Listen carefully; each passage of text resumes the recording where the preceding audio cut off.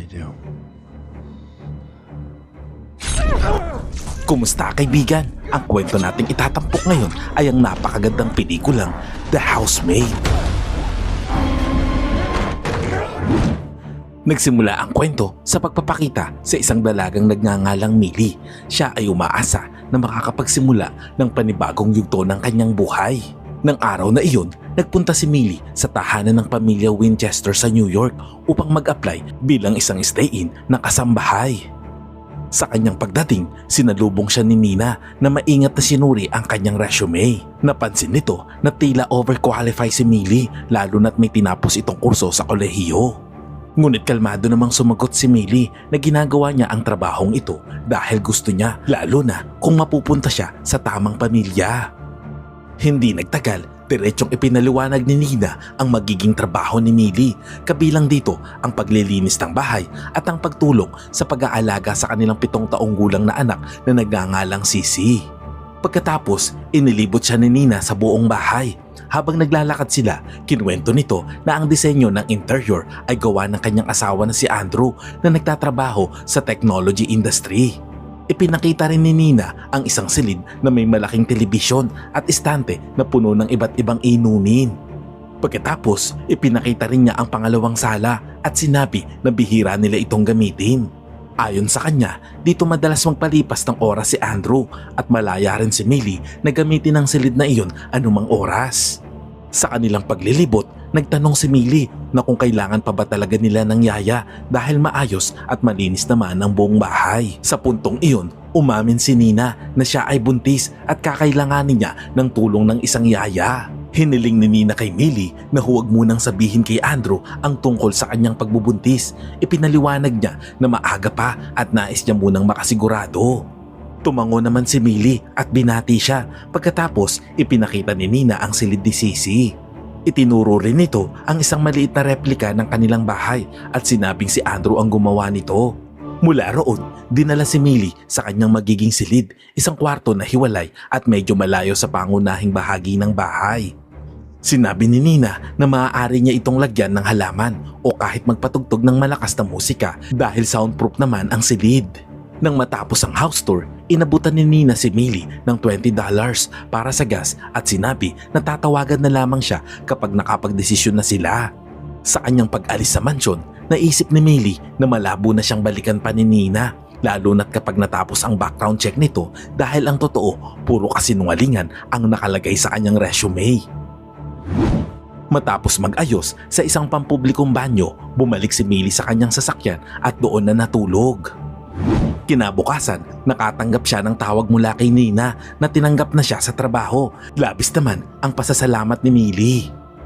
Pagsapit ng hapon, muling dumating si Millie sa bahay ng mga Winchester. Ngunit pagdating niya, walang nagbukas ng gate. Napatingin siya sa lalaking naroon at tinanong kung alam nito ang access code. At sa mismong sandaling iyon, biglang bumukas ang gate. Pumasok si Millie at agad niyang napansin ang bahay. Magulo at tila hindi naasikaso. Sinalubong naman siya ni Nina at sinabing kailangan niya maglinis agad dahil may naasikaso siyang speech para sa PTA. Kinuha ni Nina ang mga bag ni Millie at inalok na siya na ang maglalagay nito sa kanyang silid. Walang pag-aatubili, sinimulan ni Millie ang paglilinis ng buong bahay hanggang sa maging makintab at napakalinis ng bawat sulok. Hindi nagtagal, dumating si Andrew kasama si Sisi. Ipinakilala ni Nina si Millie sa kanila at ipinaliwanag na doon na ito titira sa kanilang bahay. Sa una, may pag-aalinlangan si Andrew, ngunit tiniyak ni Nina na malaki ang may tutulong ni Millie. Kalaunan, tinanggap din siya ni Andrew at malugod na binati. Pagkatapos, nagtungo si Millie sa kanyang silid. Doon napansin niya ang isang maliit na refrigerator na puno ng bottled water. Ngunit may isang bagay ang kanyang napagtanto. Ang pinto ng kanyang kwarto ay hindi maaaring ilak mula sa loob kundi mula lamang sa labas. Sinubukan niyang buksan ang bintana ngunit hindi ito gumalaw kahit kaunti.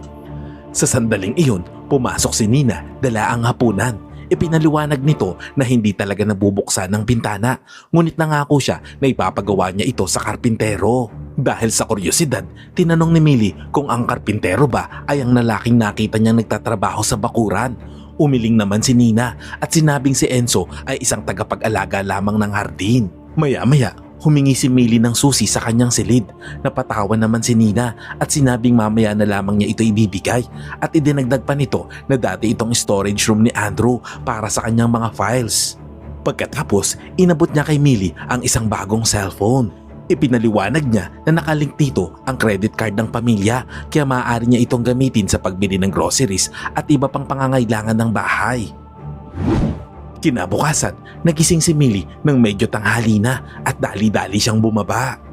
Pagdating niya sa sala, nadatnan niya si Nina na galit habang tinatapon nito at hinahagis ang mga gamit. Agad na nagtanong si Millie kung ano ang nangyari. Ipinaliwanag ni Nina na iniwan niya ang kanyang speech para sa PTA sa ibabaw ng mesa, ngunit bigla na lamang itong nawala at pinagbibintangan niya si Millie na itinapon iyon. Dumating si Andrew at agad na pinakalma ang kanyang asawa na tila wala sa sarili. Sinabi niya na siya na muna ang maghahatid kay Sisi sa paaralan habang si Nina naman ay magsisimulang isulat muli ang kanyang speech. Ipinaalala pa niya na hanggang ngayong gabi na lamang ang deadline nito. Samantala, sinimulan ni Millie ang paglilinis ng kalat. Napansin naman ni Andrew ang sitwasyon at nagsimulang mag-alala. Hindi niya maintindihan kung bakit labis ang pagiging emosyonal ni Nina nitong mga nakaraang araw. Nag-alok siyang tumulong kay Millie, ngunit magalang itong tumanggi at sinabing kaya niyang gawin ang lahat. Habang itinatapon ni Millie ang basura, napansin siya ni Enzo sa labas at lumapit ito sa kanya at tinanong kung ano ang ginagawa niya roon. Bago pa makapagsalita si Enzo, napansin siya ni Nina at may ibinulong ito sa sarili at dali-daling umalis na tila may iniiwasan. Hindi nagtagal, habang naglilinis si Millie ng banyo sa master bedroom, natagpuan niya ang isang tablet. Ilang sandali lang, bigla namang sumulpot si Nina sa likuran niya. Nagsimula itong magkwento kung paano niya nararamdaman na hindi siya lubos na nababagay sa grupo ng mga ina sa PTA.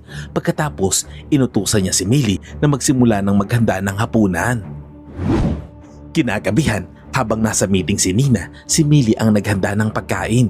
Habang isinisilbi niya ito, tinanong niya si Sisi kung gusto nito ng juice. Pumayag naman ng bata, ngunit pinakiusapan si Millie na gumamit ng ibang baso dahil marumi raw ang hawak nito. Ipinaliwanag naman ni Millie na bagong hugas lang iyon mula sa dishwasher, ngunit tumanggi pa rin si Sisi na gamitin iyon. Inaya naman ni Andrew si Millie na sumabay na sa kanila sa hapunan, ngunit magalang itong tumanggi. Pagbalik niya sa kanyang silid, nag-scroll si Millie sa Instagram profile ni Andrew. Ilang sandali pa, biglang may kumatok sa pinto. Pagbukas niya, si Andrew ang naroon, may dalang cupcake. Habang papalapit ito na tila hahalikan siya, bigla namang nagising si Millie na panaginip lamang pala ang lahat. Kinabukasan, habang inaayos ni Millie ang almusal sa mesa, inabot ni Nina sa kanya ang susi ng kanyang silid. Kasabay nito, tinanong niya kung kumusta ang nangyari noong nakaraang gabi, lalo na sa pagitan nila ni Andrew at Sisi. Kalmadong sumagot si Millie na maayos naman ang lahat. Napabuntong hininga si Nina at inamin na hindi talaga paborito ni Andrew ang kanyang mga niluluto, pero kinakain pa rin nito ang mga iyon ng walang reklamo. Makalipas ang ilang araw ng Sabado, inutusan ni Nina si Millie na ihatid si Sisi sa ballet class. Ngunit day off niya ang araw na iyon. Nainis naman si Nina. Sinisisi siya dahil hindi pa ito nakapunta sa kanyang hair salon appointment dahil itinapon ni Millie ang kanyang PTA speech. Mariin namang iginiit ni Millie na kailangan niya na pupunta sa isang mahalagang meeting. Habang naririnig ang kanilang pagtatalo, nakialam na si Andrew at nag-alok na siya na ang maghahatid kay Sisi sa ballet class. Pagkatapos nito, nakipagkita si Millie sa kanyang parole officer. Dito ay malalaman natin na siya pala ay nakulong ng ilang taon. Tinanong siya tungkol sa kanyang kasalukuyang tirahan at trabaho at sinabi naman ni Millie kung saan siya nakatira at kung ano ang kanyang ginagawa.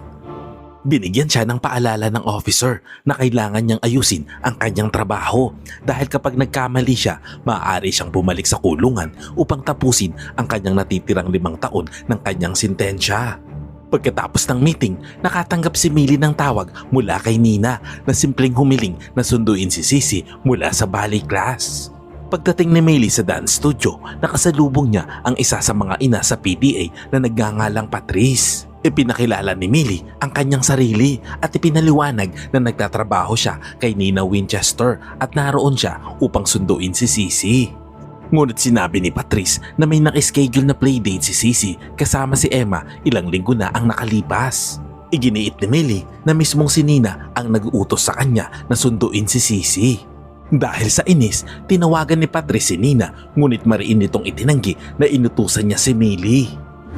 Pagbalik ni Millie sa bahay, agad siyang pinagalitan ni Nina dahil umano'y gumawa siya ng eksena sa harap ni Patrice. Ipinilit pa nito na sinabi niya kay Millie na may sleepover si Sisi.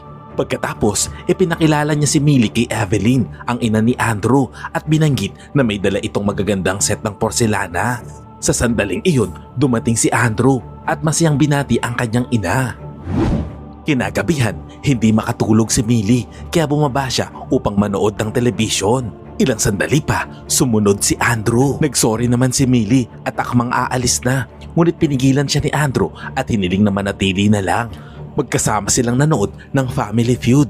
Napansin ni Millie na gusto nito ang palabas. Nagbiro din si Andrew na kung sasali raw sila ng kanyang pamilya, siguradong panalo sila. Pagkatapos, tinanong ni Andrew si Millie tungkol sa kanyang pamilya. Inamin ni Millie na hindi na siya gaanong nakikipag-ugnayan sa kanila. Upang gumaan ang usapan, nagbiro si Andrew na kung magsasama-sama raw sila, siya, si Millie at ang kanyang mga magulang at si Nina, mas magiging mahusay pa silang team sa Family Feud.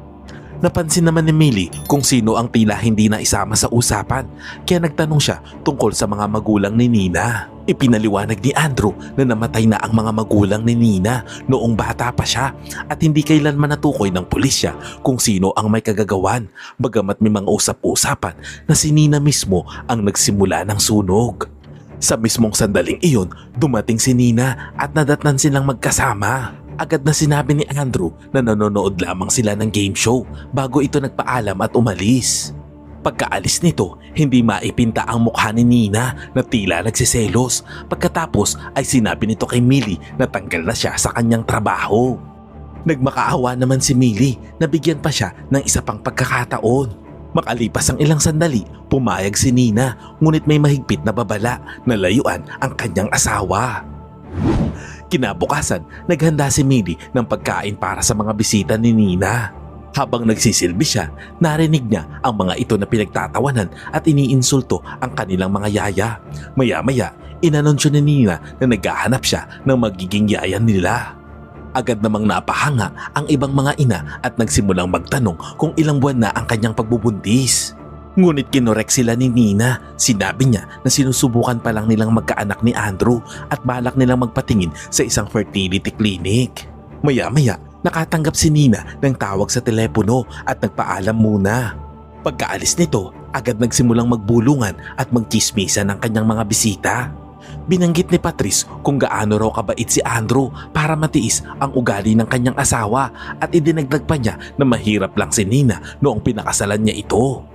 Ibinunyag din nila na minsan nang na-confine si Nina sa isang psychiatric ward sa loob ng 9 na buwan.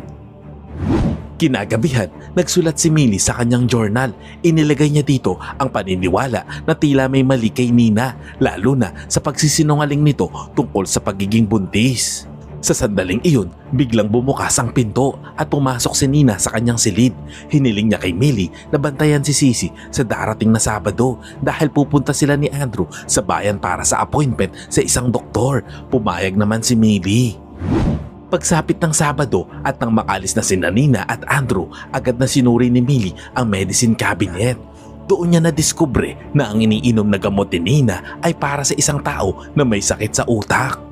Hindi nagtagal, nag-iwan si Millie ng voicemail sa kanyang kaibigang si Lexi. Tinanong niya kung may alam itong trabaho at inamin niya na kailangan niya nang makaalis sa bahay na iyon sa lalong madaling panahon. Narinig naman ni Sisi ang pag-uusap at agad na nagtanong kung aalis na ba si Millie. Pinakalma naman siya ni Millie at tiniyak na hindi siya aalis habang gumagawa ng sandwich para sa bata. Upang mabasag ang katahimikan, tinanong ni Millie kung may crush na ba si Sisi sa paaralan. Ngunit tila hindi ito nagustuhan ni Sisi at agad siyang sumimangot. Sinabi niya kay Millie na hindi niya naman kailangan na maging kaibigan ito. Marahang sumagot si Millie na gusto niya pa rin dahil gusto niya si Sisi. Unti-unti namang lumampot ang loob ni Sisi at nagsimulang maglaro gamit ang kanyang dollhouse. Napansin naman ni Millie ang hawak nitong troll doll na pag-aari niya at agad niya itong pinagsabihan at pinaalala na huwag itong papasok muli sa kanyang silid. Ilang sandali pa, bigla silang nakarinig ng malakas na sigaw mula kay Nina na kadarating lamang. Dito nalaman ni Millie ang katotohanan na may kondisyon si Nina na tinatawag na premature ovarian insufficiency. Ibig sabihin ay hindi siya maaaring magkaanak. Inamin din niya na matagal na niyang pangarap na magkaroon ng sariling anak at ibinunyag na si Sisi ay hindi niya tunay na anak. Idinagdag pa ni Andrew na matagal na nilang sinusubukan na magkaanak. Kinagabihan, nagising si Millie sa malalakas na sigawan at pag-aaway. Dahil sa kaba, nagpasya siya na silipin ang nangyayari. Pagtingin niya, nadatnan niya si Nina na may hawak na isang basag na piraso ng salamin na babalot ng dugo ang kamay nito. Nakangiti ito ng nakakatakot. Ilang sandali pa, bigla namang lumabas si Andrew habang dahan-dahang kinukuha ang basag na piraso ng salamin mula sa kamay ni Nina at agad niyang isinara ang pinto. Kinabukasan, humingi ng pahumanhin si Nina kay Millie sa pagsisinungaling tungkol sa kanyang pagbubuntis. Magalang namang ngumiti si Millie, sinisikap na panatilihin ng kapayapaan. Pagkatapos, inalok niya si Nina ng ilang damit nito. Nag-atubili si Millie, ngunit nang iginiit ni Nina, tinanggap niya ang alok. Pagkatapos, humiling si Nina kay Millie na tulungan siyang mag-book ng 2 tiket sa Broadway at isang hotel para sa darating na Sabado bilang paraan upang makabawi siya kay Andrew. Ipinaliwanag din niya na si Sisi ay mananatili muna sa isang bahay ng kaibigan at magkakaroon ng araw ng pahinga si Millie. Hindi nagtagal, pupunta si Millie upang sunduin si Sisi sa ballet class.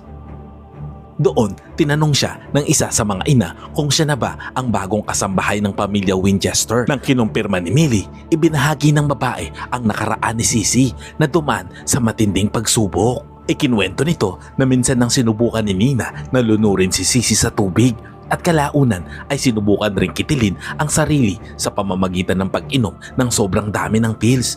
Ibinunyag rin nito na si Andrew ang nagligtas sa kanilang pareho. Pagkatapos, hinarap ni Millie si Enzo at tinanong kung ano ang alam niya tungkol sa pamilya. Ngunit biglang dumating si Nina, galit na inusisa kung bakit binili ni Millie ang mga tiket sa Broadway. Sinabi naman ni Millie na si Nina mismo ang nag-utos na magpabook ng tiket. Ngunit tumanggi si Nina na iniutos niya iyon at sinabing nagsisinungaling si Millie. Ayon kay Nina, dapat ay pupunta sila ni Sisi sa art camp sa darating na Sabado. Hindi lang iyon, sinabi pa nito na non-refundable ang mga tiket kaya otomatikong ibabawas ang halaga nito sa sahod ni Millie. Sa gitna ng mainit na usapan, dumating si Andrew. Hindi nag-atubili si Nina na isubong ang ginawa ni Millie. Ngunit imbis na pagalitan ito, mahinahong pinakalma ni Andrew si Millie at tiniyak na hindi niya kailangang bayaran ang anumang halaga. Lumipas ang ilang araw at tuluyan nang umalis sina Nina at Sisi papuntang art camp. Naiwang mag-isa si Millie sa bahay habang siya'y naliligo upang mag-relax. Hindi niya inaasahan na paglabas niya ng banyo ay bigla niyang makakasalubong si Andrew. Halatang may kakaibang tensyon na nagsorry si Andrew ng medyo awkward bago tuluyang umalis. Hindi nagtagal, muling kinausap ni Andrew si Millie. Ipinaalam niya dito na hindi niya naripan ang mga tiket. Sa halip na sayangin ang pagkakataon, inalok niya na lang si Millie na samahan siya sa panonood ng show. Sa una ay nag-aalinlangan si Millie, ngunit kalaunan ay pumayag din. Isinuot niya ang isa sa mga damit ni Nina na tila ba nagbibigay sa kanya ng kakaibang kumpiyansa. Magkasama nilang pinanood ang palabas at doon unti-unting nabuo ang isang mas magaan at masayang koneksyon sa pagitan nila. Sa hotel, matapos ang gabi, nagbukas ng damdamin si Andrew. Ikinuwento niya ang tungkol sa data processing company na iniwan sa kanya ng kanyang ama at kung paano niya matagal nang pinapangarap na maging isang mabuting asawa at magkaroon ng sariling pamilya. Sa gitna ng tahimik na pag-uusap, tinanong niya si Millie kung nais ba nitong magkaroon ng anak balang araw. At sa isang simpleng sagot, ngunit puno ng kahulugan, umamin si Millie na nais niya rin iyon balang araw. Habang nag-check-in si Andrew sa hotel, lumapit naman si Millie sa front desk at humingi ng charger para sa kanyang cellphone. Agad naman itong ibinigay ng staff. Pagkatapos nito, nagtungo na sila sa kani-kanilang magkahiwalay na kwarto.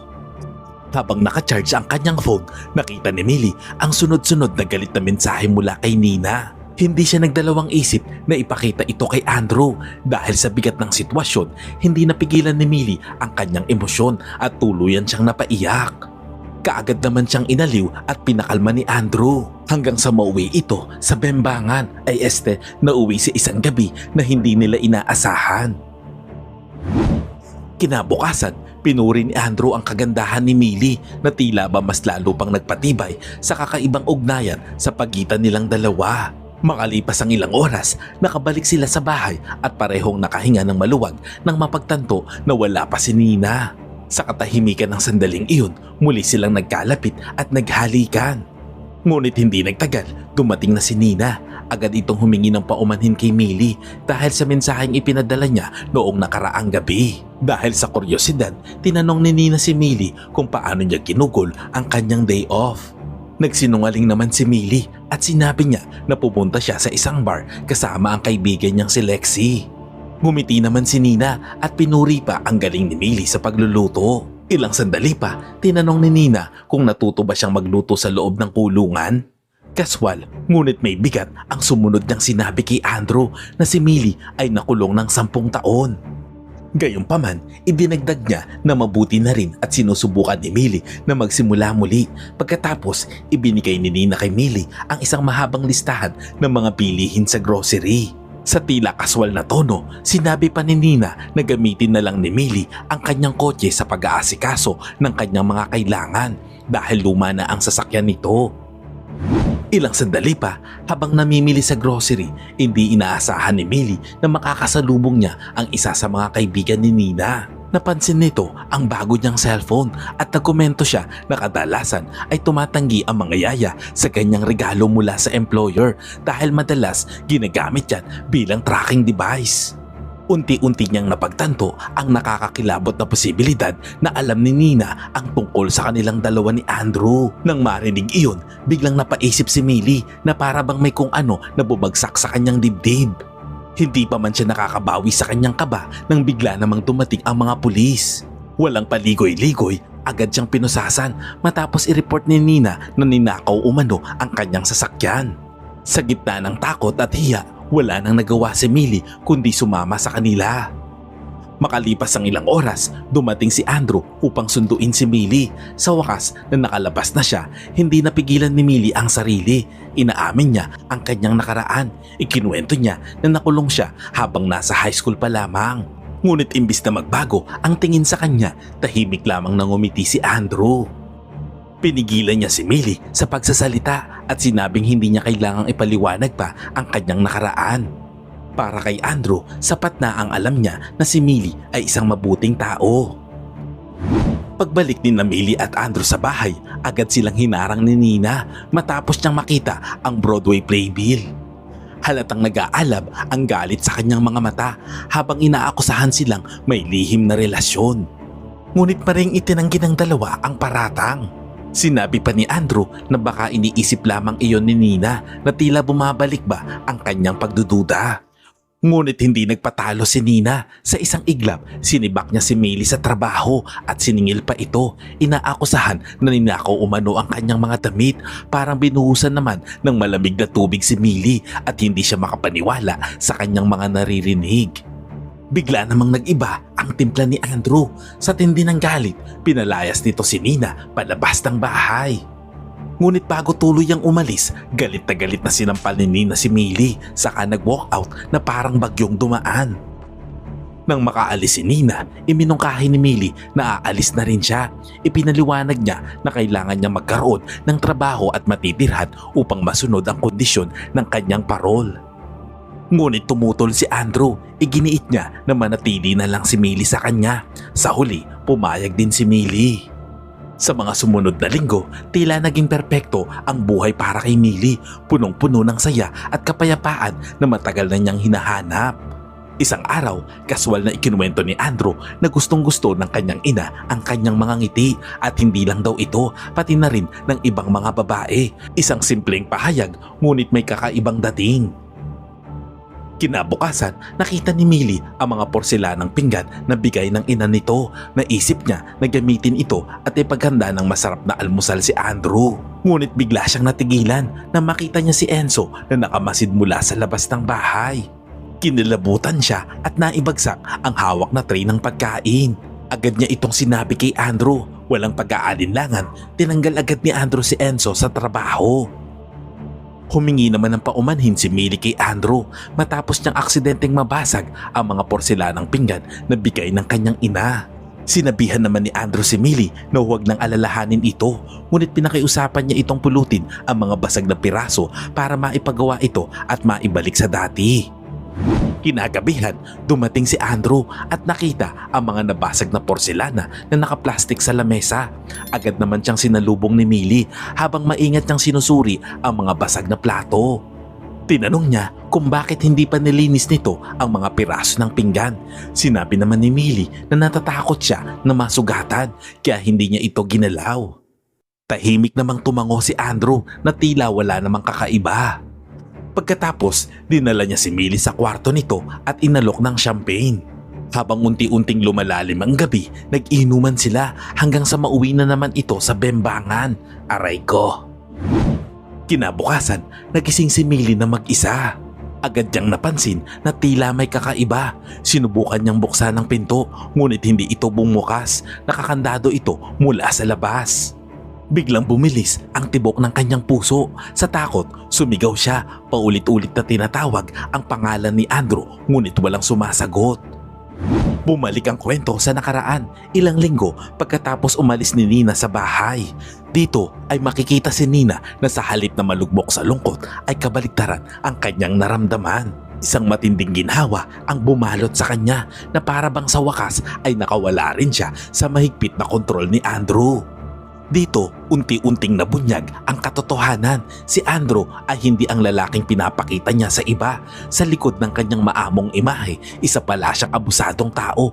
Matagal na niyang minamanipula at sinasamantala si Nina. Nagsimula ang trauma ni Nina noong 8 taong gulang pa lamang siya at taliwas sa sinasabi ni Andrew sa iba, hindi si Nina ang nagsimula ng sunog sa kanilang bahay noon. Noong kabataan niya, may pangarap si Nina, nais niyang maging isang abogado. Ngunit nagbago ang lahat nang umibig siya sa kanyang propesor. Nabuntis siya at isinilang si Sisi, ngunit sa halip na panindigan sila, iniwan silang dalawa. Mula noon, tuluyan nang nag-iba ang takbo ng kanyang buhay at doon nagsimula ang mahabang bangungot na tinatawag niyang realidad. Isinantabi ni Nina ang kanyang mga pangarap at nagsimulang magtrabaho bilang isang sekretary sa isang law office. Isang araw, napansin ng kanyang boss ang mantsa sa kanyang blouse at sinabihan siya na mag-ayos ng sarili. Doon unang napansin ni Andrew si Nina. Hindi nagtagal, lumapit si Andrew at humingi ng paumanhin sa asal ng kanyang abogado. Sa kanya inimbitahan si Nina na makipag-date. Mabilis ang mga pangyayari. Sa loob lamang ng 6 na linggo ng kanilang relasyon, nag-propose si Andrew at agad niya naman itong tinanggap. Sa isip niya, parang natutupad na ang kanyang fairy tale na ending. Ngunit sa kabila nito, may kung anong kaba sa kanyang dibdib, lalo na nang malaman niyang ang dating fiancé ni Andrew na si Cathy ay umatras at hindi itinuloy ang kasal. Unti-unti namang lumitaw ang mga senyales sa paglipas ng mga araw. Isang umaga, napansin ni Andrew ang buhok ni Nina na tumutubo na ang natural nitong kulay. At pinaalalahanan niya ito na ayusin. Kinabukasan, napansin niya na hindi pa rin ito nagagawa ni Nina. Ipinaliwanag nito na nakalimutan niya dahil hinatid niya si Sisi sa bahay ng kaibigan nito. Ngunit imbis na unawain, iba ang plano ni Andrew. Pinapunta niya si Nina sa attic para kunin ang isang file. Ngunit pagpasok pa lamang ni Nina sa loob, agad siyang ikinulong ni Andrew. Sa malamig at kontroladong boses, inutusan niya si Nina na bunutin ang isang daang hibla ng kanyang buhok kasama ang anit. Ayon kay Andrew, ang buhok ay isang pribilehiyo at dapat itong alagaan. Habang lumuluha sa sakit at takot, walang nagawa si Nina kundi sundin ang utos. Ngunit hindi pa doon nagtatapos ang bangungot. Kinabukasan, muling kinausap ni Andrew si Nina at sa walang emosyon na tono, sinabi nitong magsimula siya ulit dahil may isang hibla ng buhok ang walang anit. Matapos sundin muli ang utos at nagawa niya ito ng tama, binuksan ni Andrew ang pintuan. Agad na bumaba si Nina para puntahan si Sisi, pero doon niya napagtanto na ang tubig na kanyang ininom ay may halo palang gamot. Nanghina siya at doon sinamantala ni Andrew ang sitwasyon. Inayos ang eksena upang palapasin na tinangka niyang lunurin ng sariling anak. Dumating ang mga pulis at si Nina ang itinuring na may sala. Ipinasok siya sa isang mental institution. Doon tinanggap niya ang antidepressants kahit unti-unting nawawalan ng emosyon para lang makalaya at makabalik kay Sisi. Ngunit paglabas niya, huli na ang lahat. Nakuha na ni Andrew ang tiwala ni Sisi at sa mata ng iba, siya ang perpektong asawa. Habang si Nina ay isang babaeng baliw at hindi ka panipaniwala. Di nagtagal, gusto ni Andrew na magkaroon ng sariling mga anak. Ngunit si Nina ay nagpalagay ng IUD at lihim na binayaran ng doktor upang sabihin kay Andrew na siya ay walang kakayahang magkaanak. Kaya't lalo pang tumindi ang pang-aabuso ni Andrew. Sinubukan naman ni Enzo na tulungan sina Nina at Sisi na makatakas sa pamamagitan ng pagpapagawa ng pekeng pasaporte. Ngunit natuklasan ni Andrew ang plano. Sa huli, napagtanto ni Nina ang pinakamalaking kahinaan ni Andrew, ang kanyang pangangailangan na dapat ay lagi siyang hinahangaan. Pagkatapos, nagsimula siyang magplano ng kanyang pagtakas. Si Millie ay perpektong tugma sa profile, mag-isa, mahina at nangangailangan ng tulong, eksaktong uri ng tao na gustong-gusto ni Andrew. Ngunit nang matuklasan ni Nina na nakulong si Millie dahil sa pagpatay, nagbago ang kanyang plano. Pumayag si Enzo na bantayan si Millie habang si Nina ay naghahanda ng umalis papuntang California kasama si Sisi. Bumalik ang eksena sa kasalukuyan. Sinabi ni Andrew kay Millie na ang sirang pinggan na kanyang nabasag ay hindi na mapapalitan pa at ito ay pamana pa ng kanyang ina. Sinabi naman ni Millie na aksidente lang ang nangyari. Ngunit malamig na ipinaliwanag ni Andrew na ang mga pamana ng pamilya ay isang pribilehiyo. Ipinasok niya ang isa sa mga piraso ng pinggan sa ilalim ng pinto at inutusan na umukit ng linya sa kanyang tiyan ng 21 beses, katumbas ng bawat basag na piraso. Binigyan din siya ni Andrew ng babala na kung mali at mababaw ang hiwa, kailangan niyang magsimula muli ng panibago.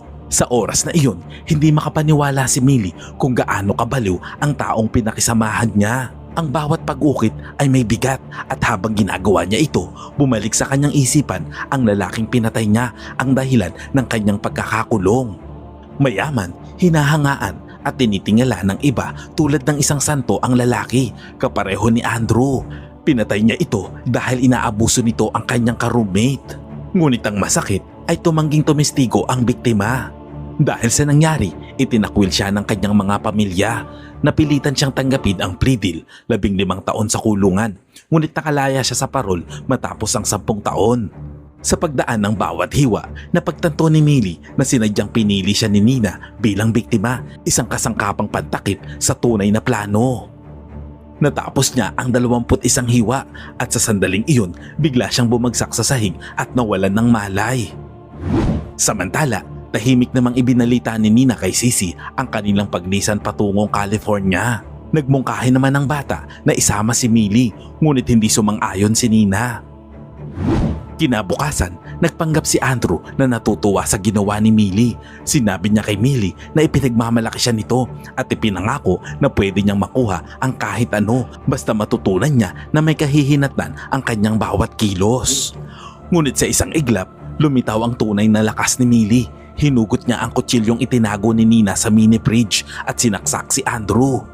Agad niyang isinara ang pinto, kinulong si Andrew sa loob ng kwarto at kinuha ang kanyang telepono.